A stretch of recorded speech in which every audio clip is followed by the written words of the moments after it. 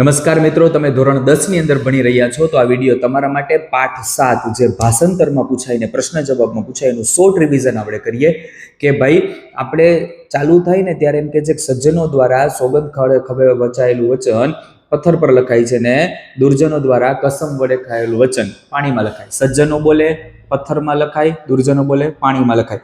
આપણે મહાન વૃક્ષને વાવવું જોઈએ, ફળ અને છાંયો આપે. જો કદાચ ફળ ન આવે તો છાયાને કોણ અટકાવી શકે?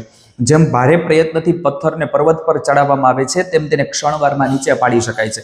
તેમ આત્માના ગુણ અને દોષની બાબતમાં છે. વ્યક્તિને ગુણમાં ઉપર ઉઠતા વાર લાગે છે, દોષમાં નીચે પડતા વાર લાગતી નથી. ક્ષણવારમાં રોષે ભરાતા, ક્ષણવારમાં સંતુષ્ટ થનારા, આમ ક્ષણવારમાં રોષે ભરાતા, ક્ષણવારમાં સંતુષ્ટ થનારા અવ્યવસ્થિત ચિત્તવાળાની કૃપા પણ ભયંકર હોય છે.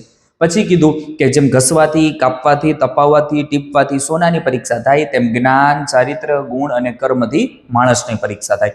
મુશ્કેલીમાં રામ, યુદ્ધમાં ભીમ, દાનમાં કર્ણ, નીતિમાં કૃષ્ણ, પ્રતિજ્ઞાનું પાલનમાં ભીષ્મ પિતામહ અને મોટા પરાક્રમભાર્યમાં અંજની પુત્ર હનુમાન થશે. બરાબર. વારંવાર કાર્યને જોઈને ડરી જાય અને કાર્યની શરૂઆત જ નથી કરતો નીચ માણસ. કામ ચાલુ કરે છે, મુશ્કેલી આવે છોડી દે મધ્યમ માણસ.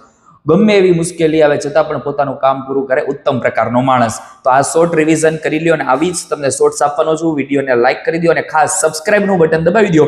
તમને બધું શોર્ટ્સમાં આપી દઈશ અને 1% કહી દઉં કે 100% કહી દઉં 80 માંથી 80 આવશે. તો નેક્સ્ટ વિડીયોમાં મળીશ. આવજો, બાય બાય, થેન્ક યુ.